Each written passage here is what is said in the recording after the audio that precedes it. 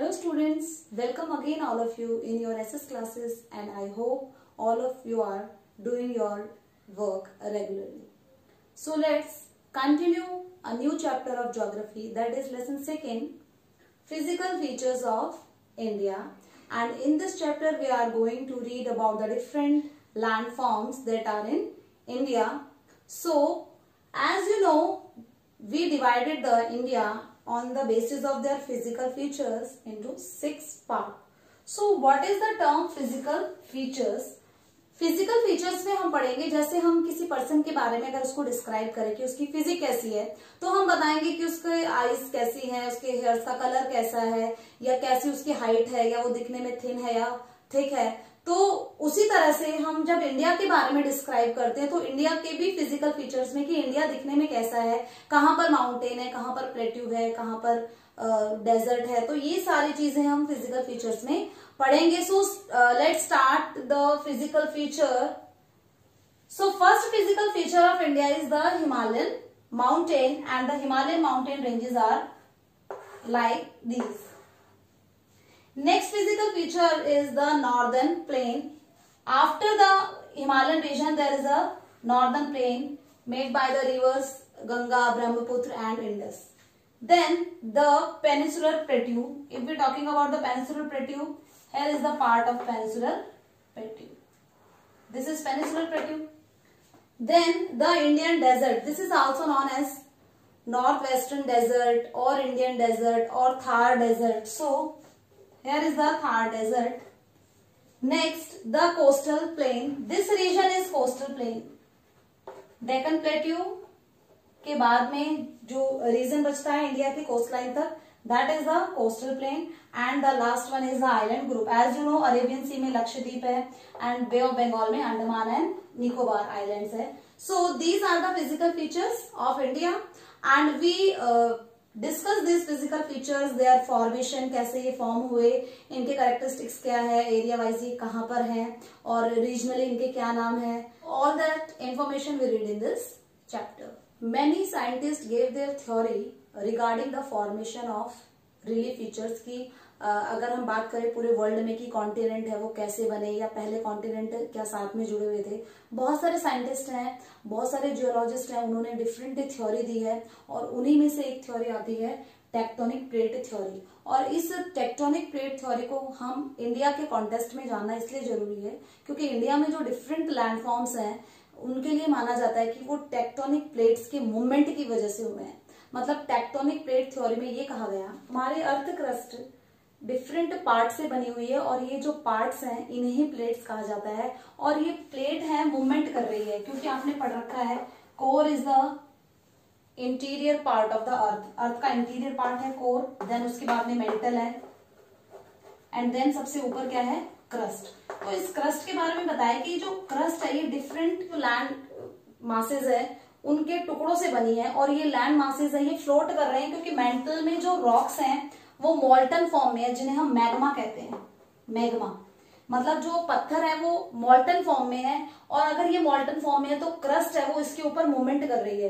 कोई प्लेट्स हैं ये फ्लोट कर रही हैं क्रस्ट पर. लेकिन हम ये कहेंगे कि हम क्यों नहीं, हमें ऐसा क्यों फील नहीं होता कि हमारी जो अर्थ क्रस्ट है वो मूवमेंट कर रही है, क्योंकि इनका जो मूवमेंट होता है वो इतना स्लो होता है कि कुछ सेंटीमीटर मूवमेंट करती है, और उनको इस मूवमेंट में इनको थाउजेंड्स ईयर्स लग जाते हैं, करोड़ ईयर लग जाते हैं. सो ये जो मूवमेंट है ये बहुत ज्यादा स्लो है, इसलिए हम उसको महसूस नहीं कर पाते हैं. So in plate tectonic theory it is said that these plates are moving.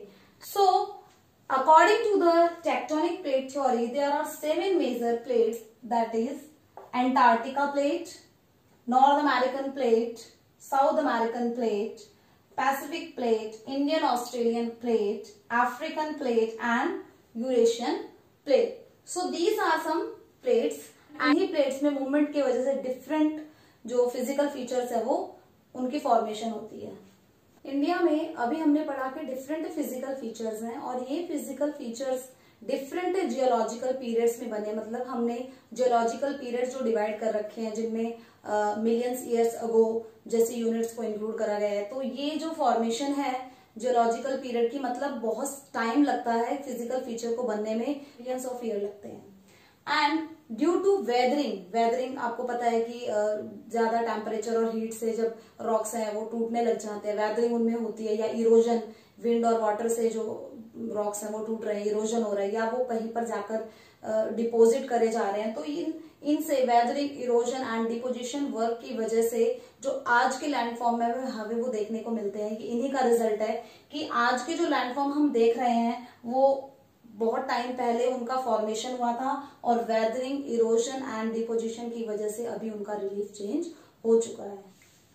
According to the theory of plate tectonic, plates are continuously moving, हम मूव कर रहे हैं कंटिन्यूसली, लेकिन जो मूवमेंट है वो बहुत ज्यादा स्लो है। और मूवमेंट क्यों हो रहा है? क्योंकि जो मैग्मा है वो मॉल्टन फॉर्म में है और उसके ऊपर फ्लोट कर रही हैं plates, and leading to folding, faulting and volcanic eruption. और इन मूवमेंट की वजह से कुछ प्रोसेस होती है like folding, faulting and volcano eruption. जब दो प्लेट आपस में एक साथ आती है तो फोल्डिंग होती है, यानी कि ये आपस में ऊपर उठना स्टार्ट कर देती है, इनसे माउंटेन्स बनते हैं, इन्हें फोल्डिंग कहा जाता है। जब जो प्लेट अपोजिट डायरेक्शन में चले और वो बीच में क्रैक बना दे उसे फॉल्टिंग कहते हैं। एंड वॉल्केनो इरप्शन होते हैं जब प्लेट सबडक्ट होने लग जाए नीचे, और एक प्लेट है वो नीचे मेंटल में चली जाए, तो वहां पर वो मॉल्टन फॉर्म में मेल्ट होने लगेगी और वो जो लावा है वो बाहर निकलेगा और यहाँ पर वॉल्केनो इरप्शन होगा। तो अभी हमने देखा कि मूवमेंट की वजह से लैंडफॉर्म्स बनते हैं, वैलीज बन गई है, माउंटेन बन गया है, या वॉल्केनिक माउंटेन बन गया, वॉल्केनो इरप्शन हो रहा है। सो हम कह सकते हैं कि ये जो प्लेट मूवमेंट कर रही है उनकी वजह से डिफरेंट रिलीफ फीचर बनते हैं, डिफरेंट लैंडफॉर्म बनते हैं। Let's discuss about the movements of the plates. Tectonic plates movement.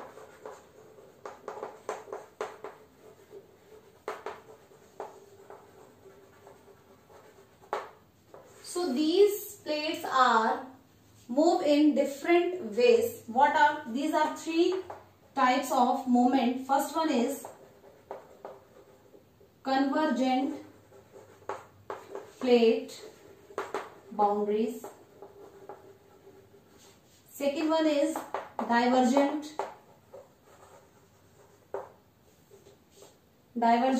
plate boundary. And the last one is transform plate boundary. So these boundaries are due to the direction of plate movement. Plate की movement किस direction में हो रही है उसके basis पर हमने इसे इन बाउंड्रीज में कैटेगराइज करा है। So first one is convergent plate boundary. Two tectonic plates comes towards each other, एक दूसरे के क्लोज में आए, एक दूसरे के पास में आए जो टेक्टोनिक प्लेट्स, उन्हें कहा जाता है convergent plate boundary, like in this direction. Collapse होता है आपस में तो अर्थक्वेक तो आएगा, जब भी दो टेक्टोनिक प्लेट आपस में टकराएंगे तो अर्थक्वेक आएगा ही आएगा। सो अर्थक्वेक की जो एक्टिविटी होती है वो यहाँ पर होती है, एंड क्योंकि दोनों प्लेट आपस में टकरा रही है तो ये ऊपर उठना स्टार्ट कर देती हैं, एंड यहाँ पर फोल्डिंग माउंटेन बनते हैं, मतलब फोल्डिंग प्रोसेस होती है, यहाँ पर फोल्डिंग हो रही है, इसे हम कहते हैं फोल्डिंग। कब होती है फोल्डिंग? जब कन्वर्जेंट प्लेट बाउंड्री होती है, मतलब मूवमेंट है वो कन्वर्जेंट है। Second one is divergent plate boundary. So divergent plate boundary means when two tectonic plates move away from each other, एक दूसरे से दूर जा रही है, this process is known as divergent plate boundary। और जब दो प्लेट्स आपस में एक दूसरे से अलग जाएंगे तो यहाँ पर रिफ्ट वैली बनती है, रिफ्ट वैली, एंड फॉल्टिंग की प्रोसेस होती है, फॉल्टिंग, क्रैक्स बन जाते हैं, यहाँ पर फॉल्ट्स बन जाते हैं। Next one is transform plate boundary. Transform plate boundary means when tectonic plates are moving parallel to each other, एक दूसरे के पैरेलल चल रही है इन हॉरिजॉन्टली फॉर्म, हॉरिजॉन्टली फॉर्म में एक दूसरे के पैरेलल चल रही है, वो सेम डायरेक्शन में भी चल सकती है एंड अपोजिट डायरेक्शन में भी चल सकती है। जब सेम डायरेक्शन में मूवमेंट होगा तो यहाँ पर अर्थक्वेक नहीं आएगा, बट अगर ये अपोजिट डायरेक्शन में मूव कर रही है तो फ्रिक्शन की वजह से यहाँ पर अर्थक्वेक की प्रोसेस होगी। So these are the three types of movement of tectonic plates, and tectonic plates are of two types, continental tectonic plate and oceanic tectonic plate। जो ओशन के नीचे है वो ओशनिक टेक्टोनिक प्लेट, और जो continent से related है that are continental tectonic plate. Now we will discuss the formation of Indian landmass. माना जाता है कि पहले जितने भी कॉन्टिनेंट हैं 7, वो आपस में एक ही लैंडमास का पीस है। मतलब पहले पूरा एक ही लैंडमास था इकट्ठा, और इस लैंडमास को नाम दिया गया पेंजिया। ओके, ये लैंडमास है, इसको सुपर कॉन्टिनेंट बोला गया क्योंकि सभी कॉन्टिनेंट इसमें इंक्लूड है, तो ये सुपर कॉन्टिनेंट था Pangaea.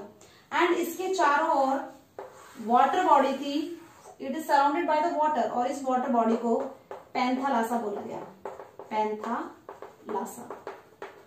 All of you got that? एक लैंडमास है दैट इज पेंजिया, एंड एक वाटर बॉडी है उसके चारों ओर that is Panthalassa. So due to some tectonic activities, कुछ इंटीरियर में जो एक्टिविटीज ऐसी हुई कि ये ना पार्ट्स में स्प्लिट होने लगा एंड ये 2 पीसेस में बट गया। सो एक पार्ट नॉर्थ की तरफ मूवमेंट करने लगा एंड एक पार्ट साउथ की तरफ मूवमेंट करने लगा। जो नॉर्थ में पार्ट था इसको नाम दिया गया अंगारा, एंड इसे ल्यूरेशिया भी कहा जाता है, ल्यूरेशिया। सो जो नॉर्थ की तरफ पार्ट मूव कर रहा था दैट इज अंगारा एंड ल्यूरेशिया, एंड जो पार्ट साउथ की तरफ मूव कर रहा था दैट इज गोंडवाना। उसके बाद में फर्दर ये स्प्लिट हुए, इनमें आपस में फिर पीसेस हो गए, और कुछ कॉन्टिनेंट इसमें से बने एंड अंगारा में से कुछ कॉन्टिनेंट बने। तो अंगारा में से जो कॉन्टिनेंट बने उनमें आ जाते हैं आपके North America and Europe and central Asia, and the rest of the continent that is Australia, Antarctica, South America, South Africa and Australia and India, they are the part of Gondwana land.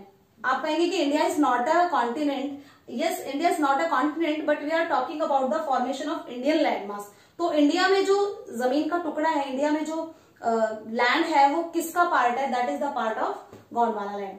Okay, now we will read about the formation of Himalayan mountain, that is the first physical feature of India. So अभी हमने देखा कि Indian landmass है वो गोंडवाना जो land था, Gondwana part था, southern part था जो पेंजिया का, उसमें से स्प्लिट होने से इंडियन लैंडमास बना है। So India was the part of Gondwana land. So Indian landmass बन चुका है। उसके बाद में इंडिया बनने के बाद में जो हिमालयन रीजन है उसकी फॉर्मेशन कैसे हुई? Suppose this is Indo Australian plate, because India is the part of Indo Australian plate, Australian plate, and this is Eurasian plate.